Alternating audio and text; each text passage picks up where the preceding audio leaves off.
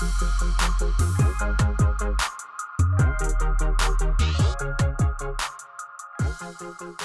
going to talk again. I saw some of you in the Algolia presentation before. We are another player in the space. Of course, we are better and cheaper and all that. It cannot be any other way, right? And yes, but we have new technology, new things. And today, I want to spend quite a bit of time doing live demos, okay? Because I think it's when you feel the product, rather than just going through slides of how many, our customers, how much they increase, and so on. So I've got 4 slides and 4 live demos, which is going to be a lot of fun, and we're going to enjoy it together. So as a fresh start, just, this is our building. We are based in the north of Spain. That's where my accent comes from. I live in London, by the way. And we are around 200 people, and we are self-funded, meaning that, we are, last year we reached 19 million revenue and with 3 million EBITDA. So we're profitable, we're very healthy, and we have no PE, no VCs behind us. So that's a unique situation. And that's why we have our customers as our dear investors. The likes of Carrefour in Spain, Kroger in the US, Inditex, Volkswagen, Siemens. We have plenty of very big, very large customers as part of empathy.co. This is what I'm going to be talking to you about today. It's our search offering for the enterprise, for the medium and large enterprise. And then we have a little sister, which is Motive, which is doing exceptionally well in the market, and the ticket is below 50 euros, the average ticket, and here we're talking about 1,000 or so, okay? And the other ones are to do with privacy, something that we take very, very, to our core principles. Upstairs, Algolia was talking about, I invited them, they're not here, right? I told them to come down, well, anyway. We will send them the presentation. They were using ChatGPT. That's something that we are absolutely against using ChatGPT for our customers, because OpenAI, Gemini, Perplexity, these guys, they are the retailer's competitor. They are the next front door to their shops. So if you channel every conversation in your company through them, it's not a good place to be. So, 4 slides, this is the first one. Let me start with a question. How many of you use Perplexity, ChatGPT, Google? Come on, don't be shy. Most of you, right? How many of you use it daily? Okay. This is the space where I'm seeing a lot of change. And in some other places, I see more and more people actually using this on a daily basis. Actually, I saw a study from one of our partners in Spain. They were looking at, I think it's 100 of their customers. And in the last 4 months, the incoming traffic, it's gone from 0 to 5%. People are, that with Google, the AI oversights, there is less and less traffic, but it's starting to get there, right?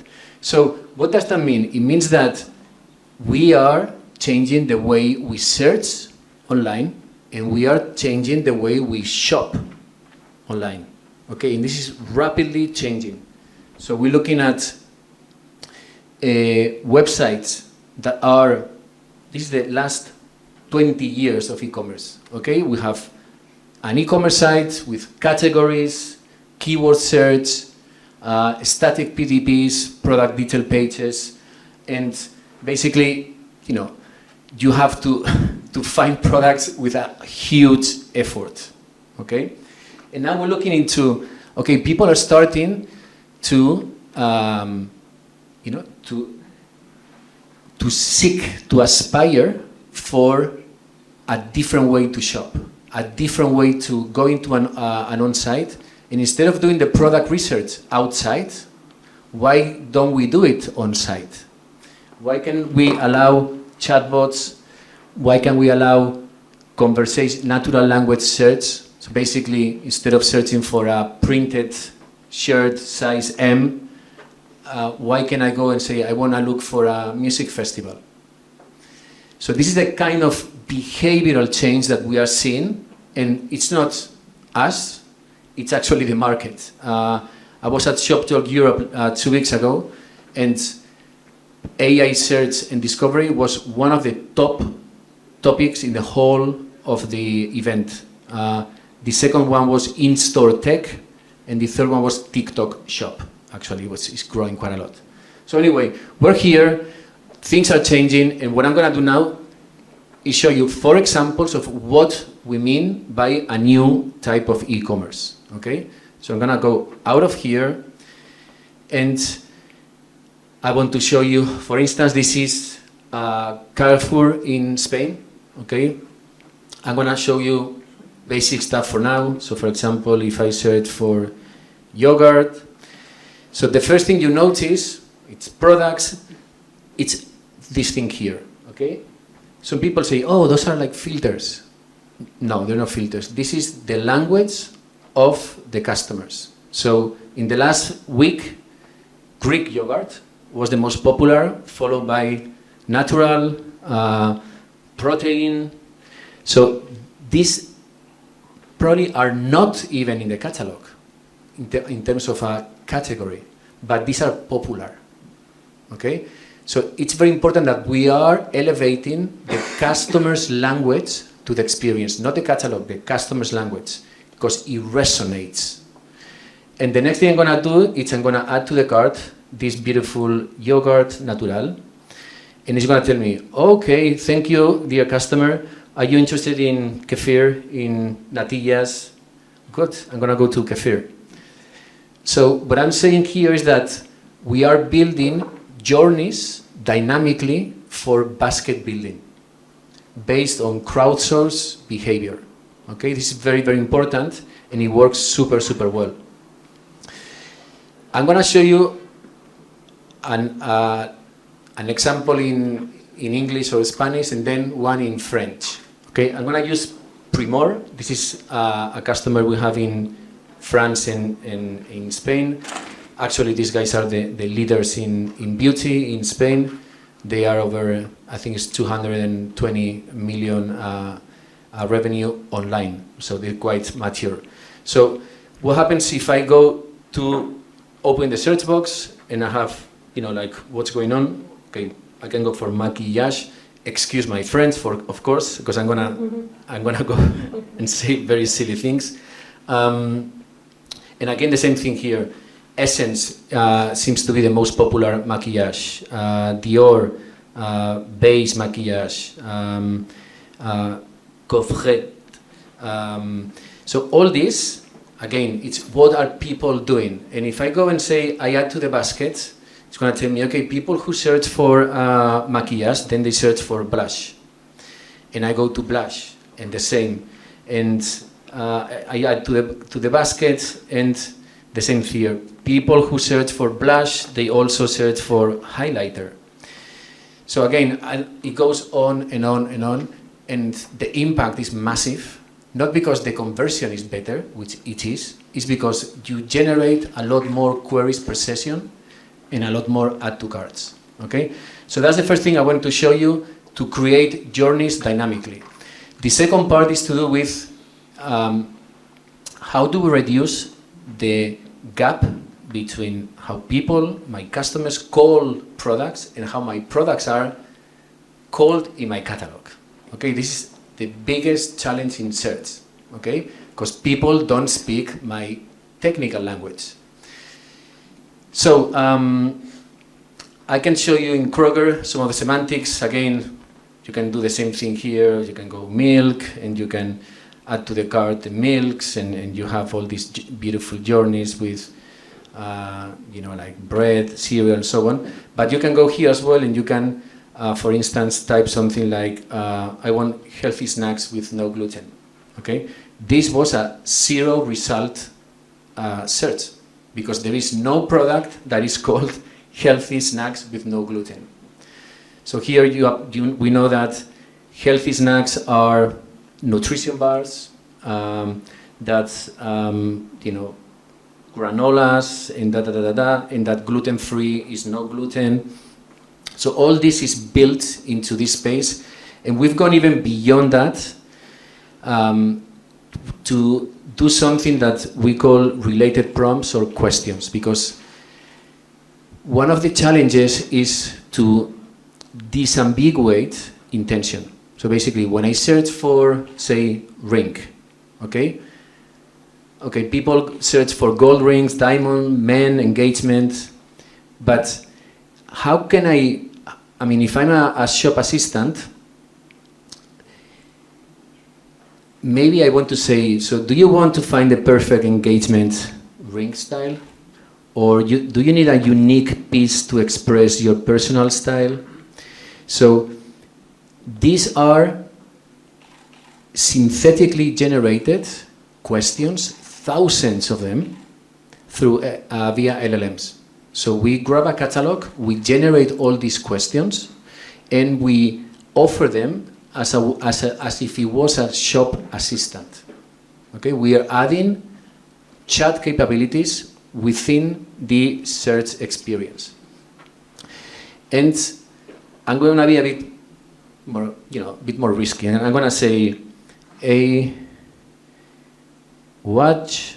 Sorry, it's difficult to type with one hand. A watch for a man who's turning 50. Okay, obviously there's no product. That's me, by the way. No, I'm in my 40s now, and so it's like, okay, are you searching for a timeless accessory? Good. So here's men's watches. You can have a watch. You can have even a classic timepiece, or you can go and say, I don't know, need a stylish timepiece for an occasion. I don't know. Automatic watches, gold watches. So again, here we're turning this phrase, which up until now searches actually just don't swallow them. They just like zero results. So we're trying to actually not only offer guidance, but try to do this in a style or in a tone that the brand likes. We have done something similar here. Okay, I'm going to show you. So if I go and search for crème anti-rit, anti-H, anti-H. So here I'm going to have too many products. I need to go and say like a brand, L'Oreal, for instance. Okay, so here's all the products that L'Oreal has. I'm trying to go down because these questions only happen in the end of the query. There we go. So here I have other creams that are like that, crème anti-rides, but look at this. Envie de prendre soin de votre peau mature. Okay. Did I do well? No, right? Sorry. I can do Spanish and English, but the rest. And I come from San Sebastian, which I grew up with, TF1, Entende, all my life, but my accent is just very, very bad. Sorry. So, okay, it tells me serum anti-age, crème hydratante mature, traitement ride. It's amazing. I mean, it's giving me things around what I'm searching, right? This one that I was looking at this morning, I also think it's great. Brosse boucle. It's typed like this, right? Boucle. Again, I'm going to have many of them. Look, they have a huge catalog, these guys. And again, here now, what I'm seeing is like, okay, you want something for your curly hair? Hydratation boucle. Après shampooing boucle. Sans cheveux boucle. Anyway, my point is, these things happen automatically. And up until not long ago, this was impossible. Everything had to be done through synonyms, manually. It was a nightmare. And now we can actually add chat capabilities into search. And I'm going to finish with the last thing I wanted to show you, which is a chat with search inside. Okay, this is the other space that we're doing now. This is with Ocado. It's around food. Okay, so I can say, I can ask about, okay, tell me about snacks that are keto-friendly, which is my diet. So it's actually allowing people to search based on your diet, not based on your basket. It's we're using in this case DeepSeek R1, which is open source, self-hosted, so it's secure, it's private. It tells you products. I can also ask, tell me more about the topic, and here it will tell me about, hey, what type of products I can eat. So nuts and seeds, cheese, hard-boiled eggs, low-carb veggies, and it gives me the links to the products. So I can go and say, okay, I want these organic meatballs, and I can actually add them to the cart. Or I can go to this one, which will be in production very soon. Casa del Libro is a bookstore in Spain, the leader bookstore with probably over 100 stores. And here you can go, recomiéndame libros, now I'm going to test your Spanish. Libros para una niña de 8 años. Okay? Or you can even ask, I love this book, tell me a book similar to this one. So again, here we are looking at not replacing, basically enriching the experience in a shop where you can speak to the brand. So here we go, we have a number of books that is recommending me for a girl that is 8 years old. And I can say, look, this one, for example, le gustan las historias de vampiros, or de brujas, or whatever. And again, it's going to go, and it's going to understand that it's a 8-year-old. Anyway, what I want to show you is that we're starting to see the convergence of search and chat with all these new interfaces. And I'm going to finish now with, sorry, it was this one, with the last 2 slides. So basically, what it means, for example, in Primor, again, a very mature player with, huge, speaking of 8% of increase in sales, it's not small words. This is a huge achievement. And that's what we've done with all these prompts, semantics, the AI basket building, and so on. And just my last slide is like, what's next, okay? So what's next? We are now here. We are looking at adding semantics, adding questions, adding chatbots. And what it's coming to is, this is going to convert into owned agents that can do different things, and you can access them through different places and in creating dynamic journeys within the store, okay? We're seeing more and more of this, so we are in this space now. And in a second stage, we will see how we will connect as consumers with our own agents to the shops, okay? So these are not retail owned, it is basically our agents that I want to, for example, I want help creating my shopping cart for groceries, and I want to ask, help me to save money, if there is the milk or whatever in this place cheaper. So this kind of very personalized agents that we will connect to shops without going to the shop. And that's also something that we're going to be looking at in very near. I will leave it here. Thank you very much for your attention. You have any questions, I'll be happy to help you with them.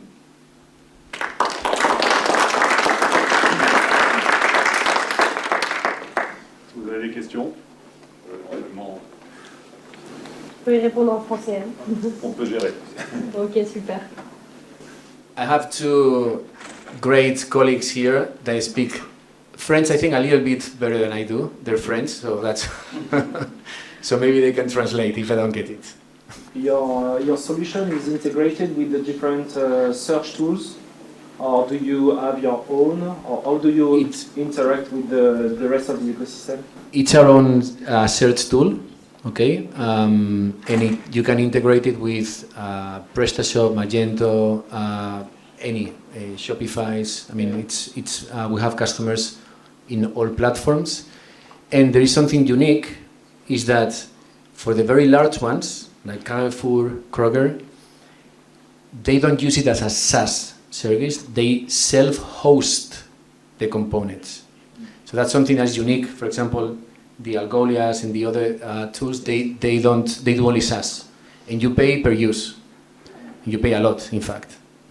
And we allow our customers to, if they have the engineering capabilities, to do that.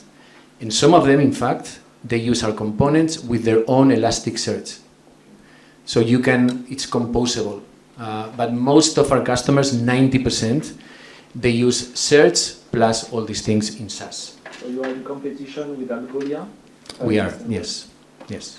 We are in competition with Algolia, with Bloombridge, with DoFinder, with Clevo, with all these guys. A great space to be. We are all innovating, we're all doing different things, so it's a very happy place to be.